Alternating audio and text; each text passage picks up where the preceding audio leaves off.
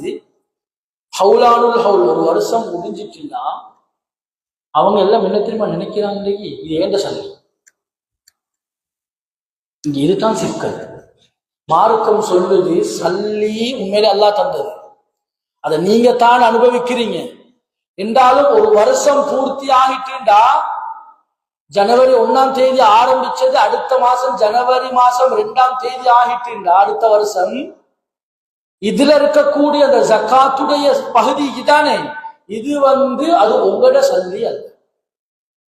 ஒரு 2 லட்சம் ரூபாய் இருக்கீண்டா அந்த 2 லட்சம் ரூபாய் இந்த ஊர்ல ஒரு யார் யாரெல்லாம் வறுமை கோட்டுக்கு கீழால அந்த 8 கூட்டத்தார்ல சொல்றானே 8 கூட்டத்தார்ல யாரெல்லாம் இருக்கிறாங்களோ அந்த 8 கூட்டத்தாருக்கும் போய் சேர வேண்டிய பகுதி தான் அது.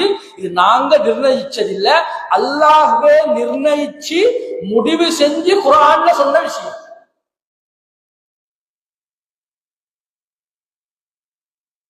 அப்ப அந்த ஜகாத்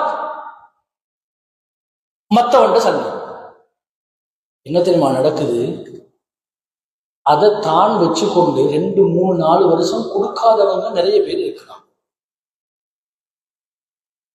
கடைசி கட்டத்துக்கு வாரு மஹாலத்தி ஜகாத்து மாலன் இல்லா அஃஸதத்துஹு சொன்னாங்க. இந்த ஜகாத்துடைய பணம் தானே நீங்க கொடுக்காம அதோட பணத்தோட சேர்த்து வச்சிருக்கிறீங்கன்னா உங்களோட இருக்கக்கூடிய நல்ல பணம் இருக்குதானே இதையும் சேர்த்து சேதப்படுத்திட்டு வைக்கும்.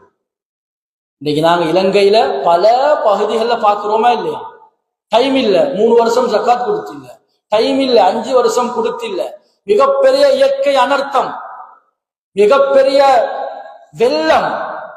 கண்ணியமானவர்களே, பணம் எந்த அளவுக்கு போகணுமோ அதை விடவும் ஜக்காத்துடைய பகுதியை விடவும் பல மடங்கு தண்ணியோட, பல மடங்கு மண்ணோட, பல மடங்கு இயற்கை அனர்த்தங்களோட பெய்த்து முடிஞ்சிருக்கிறத நாங்க பல பகுதிகளில் பார்க்கிறோம். அதனால ஒன்று அப்படி இல்லாட்டி என்ன தெரியுமா நடக்குது, இவருக்கு டைம் இல்லை, இவர்கிட்ட வேலை செய்யக்கூடிய அக்கௌண்டர் இவர்கிட்ட இருந்து நல்ல முறையில திண்டு கொண்டிருக்கிறார். இப்னு மஸ்ஊத் ரலியல்லாஹு அன்ஹு சொல்லுவாங்களாம், நீங்க ஜக்காத்தை சரியாக கொடுக்கலையா உங்களோட ஸ்டோர்ல இருக்கக்கூடிய பூச்சி புழுக்கள், உங்கள்கிட்ட வேலை செய்யக்கூடிய வேலையாட்கள் உங்களுடைய அந்த ஜக்காத்துடைய பணத்தை மற்ற பணத்தையும் சேர்த்து சாப்பிட்டுவாங்க. இல்லா அகல ஹுசூசு வல் லுசூஸ் சொல்லுவாங்களாம். அப்படி கொடுக்கலையா இல்லா அகல ஹுசூசு வல் லுசூஸ், பூச்சி புழுக்கள் ஸ்டோர்ல ஃபுல்லா அரிச்சு இல்லாமலாக்க எல்லாம் வீசதான் வரும்.